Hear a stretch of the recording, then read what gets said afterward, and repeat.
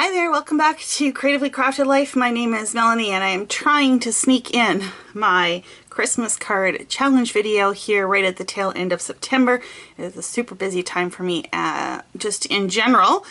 So this is going to post a little bit late, but you'll forgive me, right? And as you can see, my desk is, again, completely messed up. I can't seem to keep it clean or tidy more than a week because I'm always doing something else, and, you know, it is what it is. So you guys are all going to just bear with me here.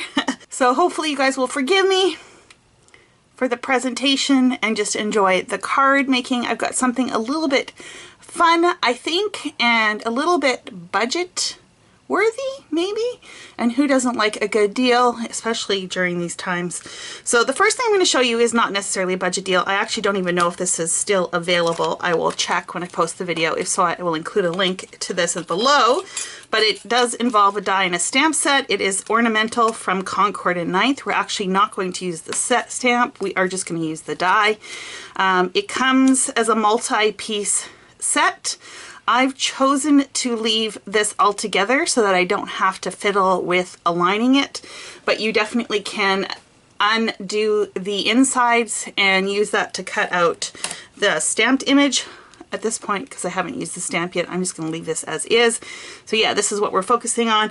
But the budget aspect comes in from how we're going to build this die cut, and we are going to use this really long roll of foil gift wrap. This is Dollar Tree special, so $1.25. I have a red roll, and I've already been playing with the gold iridescent, but for demonstration purposes I'm going to use the red.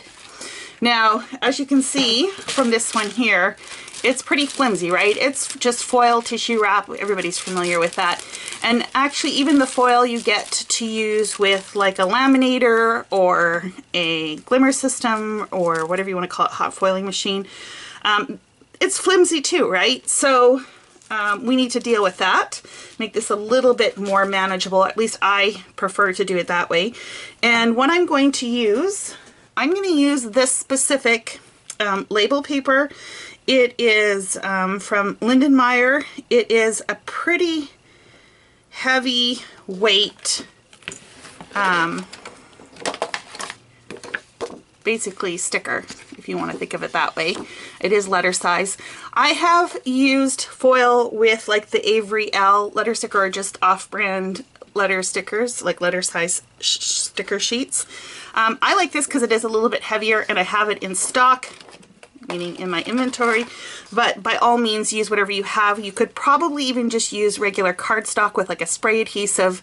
I have not experimented with any of those options because this has worked for me. So, and again, like I mentioned, I'm short on time, so no experimentation, but if that's something you want to see me try and show on camera, let me know, and I am, you know, when I have a few minutes, I can definitely explore some different ways of adhering this, but for today we're going to use the sticker paper. Okay, so the first thing I'm going to do is I'm just going to lay this out as flat as I can, given I have so much stuff on my desk. You just have to shift things around here a little bit. You guys are getting real life. What I'm hoping for is a fairly flat surface so that the foil lies flat.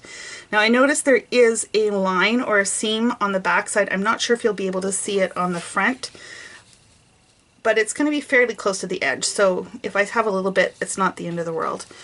The other thing I have found is that you really only get one shot to lay this down. I did try peeling it up and it does peel up, but it will also take the foil with it. So not ideal, but it's not like some of the other foil on the market where it's going to pull up a lot. Although, again, I did not experiment with it, so maybe you can get a better results with it. So I'm just going to peel this up part way, and I'm just going to fold that in half. And the reason why I'm doing this is so that I can get it to lay down where I think I want it, and hopefully lie pretty flat. This looks pretty good. So I'm just, this is the non-sticky side. I'm just gonna kind of line it up. If I wanted to, I could even try and line it up with the edge, just like so. I'm going to give that a good press. And let's see how well this method works.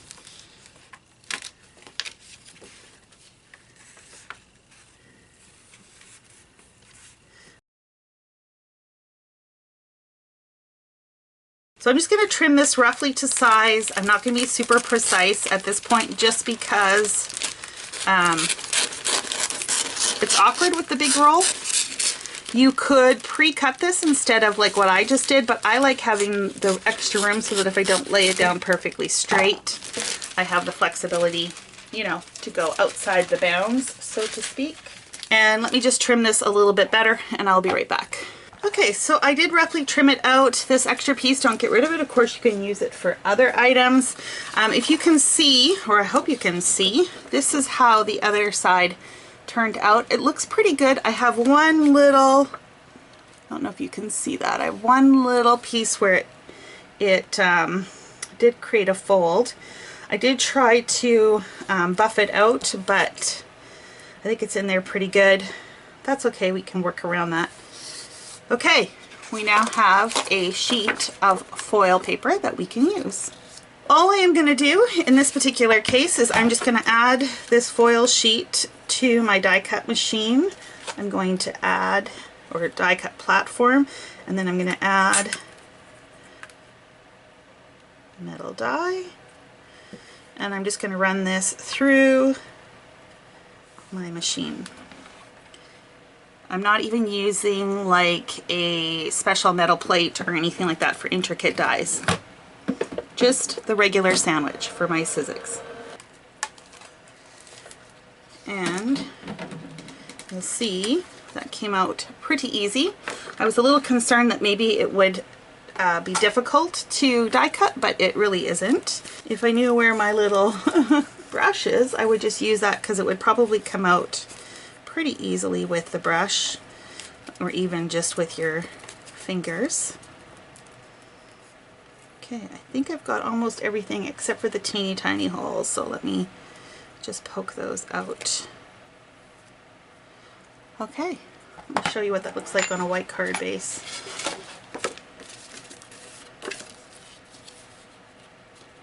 How cool is that, right? Super simple. Oop, I forgot a piece. Here we go. Super simple, but very striking. Or maybe you think it might be a little bit gaudy because it is. It is a lot of foil. Okay, so now we're going to cut out the topper, and I'm just going to use some gold paper that I have in my stash and trim that out. I'm just using gold because that's what I have. I think silver actually would be pretty striking with the red. But we're going to go with gold.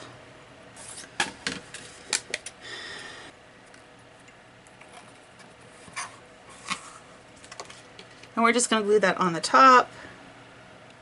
Now the foil is a little bit slick, so I am using liquid glue. You just have to be careful. And now it's just a matter of making a card. So I'm going to show you some of the things that I die cut out with the gold foil, just so you can see some of the different ideas or different ways of looking at it. So this is the gold foil, exactly the same as I just did with the silver, or with the red. And then I thought, how fun would it be if I cut it out in white and used the foil as the accents. So this is just leftover scraps that I just kind of taped on the back. And I think this actually looks a little more striking on the craft cardstock. So I think that's what I'm going to do with this one. Let's see what the... See, the gold kind of gets lost, but maybe the red would look good. Let's see. I do kind of like it, but I think it might need maybe a white layer in between. Maybe something like that. And then I had mentioned that I had laid down the foil and I had to pull it up, and so I had some markings, and when I die cut out the image you could see them. So I decided that as an alternative I would just use the part that I liked, and was thinking maybe of just doing a half ornament on a card front. So I'm just going to go and put these together, and I will be right back to show you the final cards. Okay, so here are the completed cards. For this one, like I said, I did the half ornament. I added a little bit of twine and I did a scalloped edge. I added a little bit of washi tape in this kind of more of a matte gold, and I did a little dash line. I did contemplate adding like a peel off sticker that said Merry Christmas on it, but I decided that I liked it on the more simplistic side. Again, not sure if foil counts for simplicity, but I did like the design this way better, so I did add the peel off sticker on the inside. So these two cards are exactly the same. This is the one in the gold, although clearly in the reflective light you can see different colors. This is the one in the red. And I added these on the white mat instead of directly on the craft card, just because I think the craft cardstock with the foil just kind of blended in. I did a doodly kind of rough gold border around both mats. This one I did a double line, and I think I like that a little better than this one, so I might go back and add that extra line on there, and then again the peel offs on the inside. And then the last card is the one with the white ornament and then the foil just backing it. I did a white and a gold border, although to be honest you can't really see the gold border too well. You can see it's there in person, but it's not as striking as I was hoping, so that's why I also added the white, and I do like how that turned out, and again another peel off sticker. So that is it for this month's challenge. 4 more cards to my stash. So I do still have October and November, even though technically we are in October, to do. I will not be making any Christmas cards in December. I have, I think, more than I will need at that point. But for the next 2 challenges, I'm actually participating in some holiday card workshops, and I'm going to use those cards in my next challenge videos. I will share what I made in those classes here, so you get to see the last installments in my challenge. Okay, that's going to be it for this month's video. Thanks for hanging out with me. Let me know below if you are making holiday cards, how is it going for you? And until next time, happy crafting.